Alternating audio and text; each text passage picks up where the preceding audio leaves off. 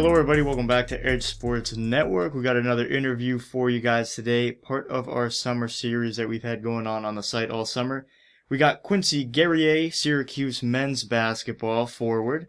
Quincy, thanks so much for joining us here on the site today. It's great to have you on. Yeah, thank you. No problem at all. Looking forward to this one.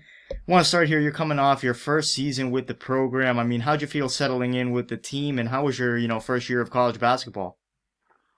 It was a good year. With the team, we had a tough year, but I feel like for myself, I learned a lot from my first year. I learned a lot about myself and about my teammates and everything. So definitely we're gonna have a better season than last year. And I'm just right now we're just working out. I'm just doing my rehab, because I had surgery. So everyone is working out. We started to work out, I think a month ago or something like that, and the team looked pretty good. We're just working out, and we'll wait to see what's going to happen with the season, and that's pretty much it. Yeah, for sure. And I know going back to that surgery that you had, I know it was a nagging injury on your groin that you had dealt with kind of all last year. How'd the surgery go and stuff, and how are you feeling right now? It went well. I had the surgery on both of my groin, and right now I'm just doing my rehab. I feel way better than the first day after surgery, but I think with time, probably in a month, I'll be 100% to go back. I'm just taking my time right now, doing yoga twice a week and doing physical therapy 3 times a week, just to get back 100%. Yeah, for sure. I'm glad to hear that it went well. And I know how is, training kind of look like for you guys this off season, practice and whatnot. I know circumstances a little bit different with the pandemic. So how have things kind of been for you guys as a team? I mean, we have a procedure, to respect, for no one to get, positive and to get the virus. But so there's like two groups with 5 people, and some people are on the court to work out, and some people are in the weight room. So and then after an hour, I think they switch, and at the end we play pickup games sometimes like 3 times a week.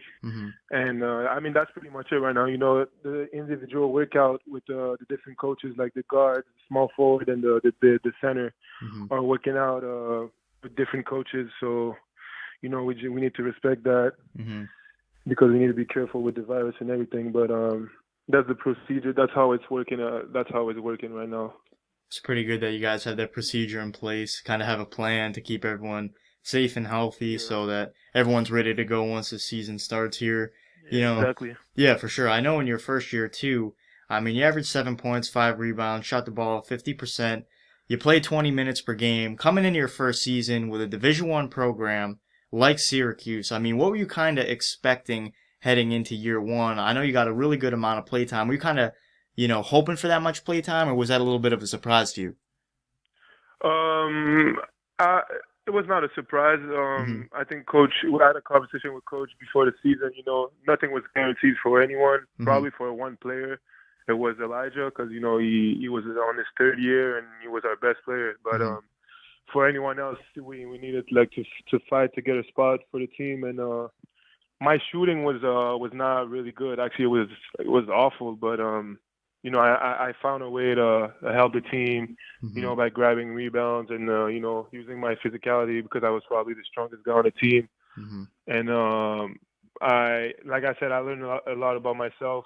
I know this year's going to be a better year for me and for the team, obviously. But I was happy. I learned a lot. I really learned a lot from Coach, from all the coaching staff, and especially from Coach. But I think overall I had a good year, and I was not that surprised with my playing time. So yeah, that's pretty much it. Definitely a great start. And you mentioned this coaching staff. Coach Boeheim, obviously one of the most legendary coaches in college basketball. The coaching staff as a whole, very good. It's been great for years now. So coming into this program, can you go in a little bit about how that coaching staff has been to you, what you've kind of learned in your first season with Syracuse? Like I said, I learned about myself a lot of stuff, but especially the IQ part. Like how to read stuff about the game, Mm-hmm. stuff like that. Coach is really smart. He's like one of the smartest on the game. But I think I think what I learned a lot is, I learned, like I said, I was not really using my physicality in high school. Mm-hmm. Really, I mean, I was really shooting the ball and all that, but I learned a lot about, that I need to use my physicality because, at the next level, everyone is like physical, and it's about effort. You need to be talented, obviously, but if Mm-hmm. you put effort, you got more chances to, succeed and to have success. But I think that's what I really learned. I know Coach has a lot of high expectation in me and Mm-hmm. all that. So, I was just listening to what he was saying. He was pretty hard on me too. Mm-hmm. He was yelling at me sometimes and stuff like that. But that was just, for me to like, be better and to be Mm-hmm. a great player. You don't want me to be an average player. You want me to be a great player. So I understood why he was like that with me this year, and Mm-hmm. I grow up a lot because of that. For sure, yeah. I mean, with Syracuse basketball, it really seems like, all business. They want you to be playing at, the highest level that you're possible playing at. Yeah. I know you're from Canada. So what Yeah. kind of led you to Syracuse? Can you walk us through your college decision process and, how you ended up Yeah. in New York?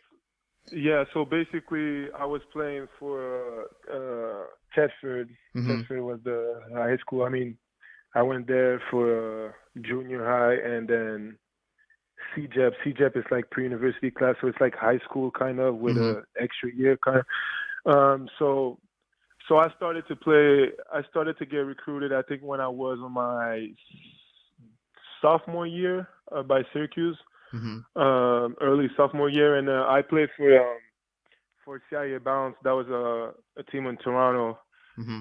that was playing in the EYBL. So I played there, and Syracuse was already recruiting me because they went to see me in Tedford to offer me, and so I played for them, and then I went back to Tedford for the year and all that, and then Mm-hmm. my last summer I played for Brookwood Elite, and that was in the Adidas Gauntlet, a Mm-hmm. team from Montreal, but plays in the Gauntlet, and I really like.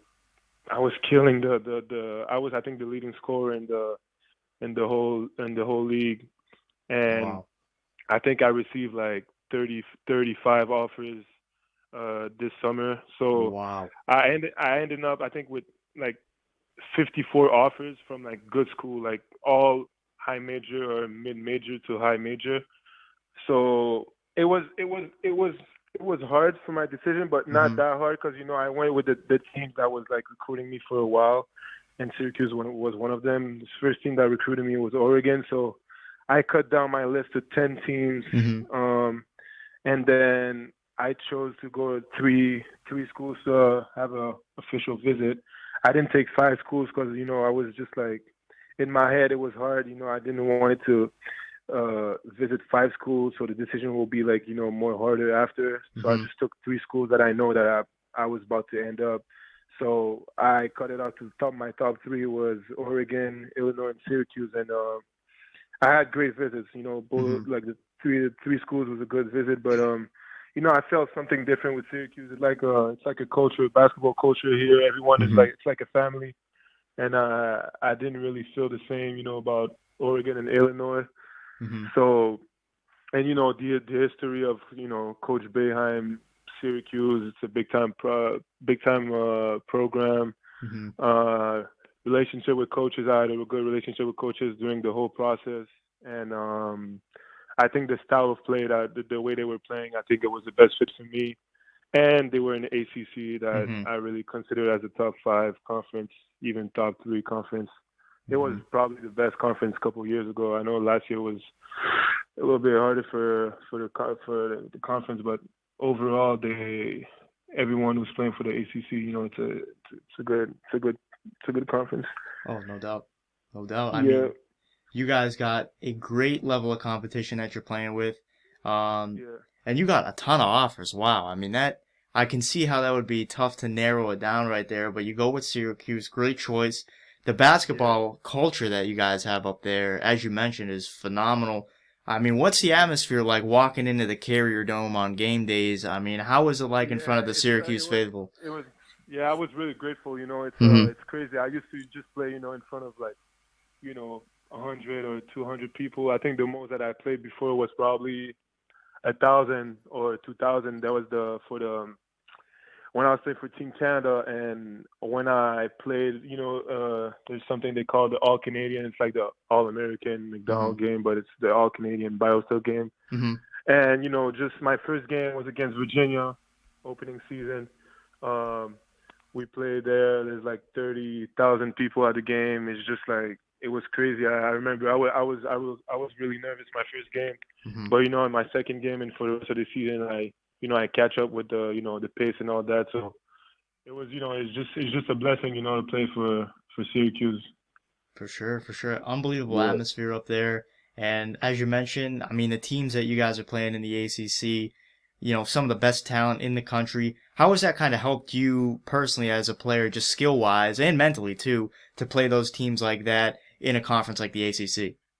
And it just showed me what it takes to be at the next level. Mm-hmm. You play against people that was lottery picks and stuff like that. So you just like you can I can see myself like what I need to do to be at the next level, and I think that was really the most important thing that I really watched when I Mm-hmm. played against players that was like lottery picks or stuff like that. Mm-hmm. Yeah, Yeah. exactly. I know you also kind of stepped up in conference play too. I mean, there was that 4 game span this season against Yeah. Wake Forest, NC State, FSU, and Louisville. You had double Yeah. digit points in each of those games. You were getting, 15 to, I think, 37 minutes in one of those games. So, Yeah. how do you kind of stay consistent, especially in conference play? We just talked about how the ACC is great. How did you stay consistent through those games and be able to perform night in, night out? Yeah, I mean, overall during the season, yeah, I had up and down, but these 4 games, I know it was like important games, and I think I remember Louisville. Yeah, Louisville, we lost by a lot. I think by 20 something. Hmm. Florida State, we were supposed to win this game. Honestly, I think we lost by like 2. I think something like Hmm. that. But it's just mentally. You got to be mentally ready. I was really confident too. Even if my shot during the whole year was like terrible, and I used to shoot the ball, my whole career of basketball, I was shooting the ball and all that. Hmm. Coming out of college, my shot was just not working. So I look at myself, and I was just like, okay, you know what, I'm just gonna try to help the team another way. And Hmm. that's why I think it's really the fact that I was confident. Hmm. Just confidence was really the key for me to just believe in myself and help the team the best I can do. Yeah, I think, where your play really makes a difference is what you just mentioned, doing those things to help the team win. I know, that win against UNC in the ACC tournament, he had 7 points, 9 rebounds in 19 minutes. So really, Yeah, producing, doing those little things. How was the atmosphere in that tournament? I mean, that's your first taste of ACC tournament play. yeah. How was that for you? So yeah, it was crazy because we were at UNC in Mm-hmm. Greensboro, so they were on like at home, and everyone was like they thought that we were about to lose by a lot or whatever because UNC beat us at home by like 12 points, I think, something like that. And Mm-hmm. so I think our mentality, everyone on our team was like just ready to play. Everyone was doing what they were doing, and I think that's why we crushed them. I think we won by like 30, something like that. But Mm-hmm. I think mentally, why everyone was ready. Everyone was ready, and they Mm-hmm. knew what they need to do. So, and especially we didn't really had a good season, for Syracuse, especially for Syracuse program, and we were just like ready to play, and we were like the underdog of the tournament, Mm-hmm. and I think that the next game was about to be against Louisville, but Mm-hmm. they canceled everything because of the virus. So, anyways, I think we end up on a good note with the Mm-hmm. season. Beating UNC by 30 was amazing. For sure, yeah. Great win, great team win. You guys played with a chip on your shoulder. Um, Yeah, I know for your first year at Syracuse, your first year in college basketball, you really had this all-around experience, a bunch of, things that you got to do. One being that tournament, another one you got to play in Italy, before the season really got going. You were great in Italy, averaged 12 points, 9 rebounds Yeah. per game there. How was that? I mean, I've never been to Italy. I'm sure it was a really cool experience, but, what Yeah. kind of, yeah, I mean, what'd you do in Italy? Like, how was it like? I mean, what was the culture like there, and how was that experience for you? Yeah, I mean, the culture was kind of similar to Montreal because Mm-hmm. Montreal can like during the summer it's similar to Europe, like Mm-hmm. eating outside, being late at night and whatever. But it was really it was a good experience. We went to 4 different cities. Mm-hmm. We had some free time too, so by ourselves we can like go to the malls or stuff like that. Go on the boat, Mm-hmm. just stuff like that. And I got closer with everyone, because it was at the beginning of the year, so I didn't know everyone that well, and it Mm-hmm. was just a good time with everyone, and play basketball too. We had a game in different cities, so Mm-hmm. it was a good experience overall. Now because of the virus, obviously we can't go to Europe or stuff like Mm-hmm. that, but I can't wait to go back in Europe to visit somewhere else. But Italy was really a good experience. Oh yeah, awesome experience to have so early on in your career too, I'm sure. Yeah, And just kind of a great place to go. I've definitely kind of always wanted to travel out there, but now travel's all messed up, so we'll see when that gets back to normal. But yeah, I always like to wrap up the interview here with a fun question and then a question that you might have thought about before, you might have not. We'll get to that one though. The first question here, I know you play down low, you're aggressive, you're strong, you always go hard down in the paint at the basket. So I want to ask you if you could dunk over any NBA player, past or present, they can be dead or alive. You got your choice at anyone here. Who would it be? uh, probably Anthony Davis. There you go. That's a good one. Probably Anthony Davis. Yeah, he's strong, athletic, Hmm. tall. So dunk on him will be. I think that will definitely be crazy. That'd make the highlight reels too. I'll tell you what, that would Yeah, make the highlight reel. So you'd yeah, have a good highlight on the resume right there, and definitely a strong choice. And then yeah. the $1 million question here to wrap up right here. I know you just finished up your first year. This is looking a little bit down the line here, but looking down the road here, once your career at Syracuse is finished up, and when you're playing, at that next level, what would you like your legacy at Syracuse to be? Like 40 years from now, when people look back at this time, what would you want them to think of Quincy Guerrier? What do you want to leave on Syracuse? Uh, one of the hardest worker, um, really talented, Mm-hmm. and good personality. I think that's the main three. Mm-hmm. For I'll go with sure. that. Yeah. Excellent goals, excellent goals. You're on the right track. You had a great start to your career at Syracuse. Looking forward to seeing what you're gonna do in your remaining time with the program. I'm glad to hear that you're starting to get healthy, doing well after the surgery and stuff. Thank you. No problem. I want to congratulate you on a great first season with the program and wishing you nothing but the best of luck coming up here this upcoming season and beyond. But Quincy, I mean, thanks so much for joining us here on the site today. Great to have you on. We'd always be glad to have you back. Thank you. I appreciate it. No problem at all. We'll put your Twitter down below so people can go follow your career journey at Syracuse and beyond. We'll also put a link down to Syracuse basketball's website so you guys can follow for news and updates. But guys, as always, thanks so much for joining us here on the Summer Series over on Edge Sports Network. And as always, we'll see you guys next time.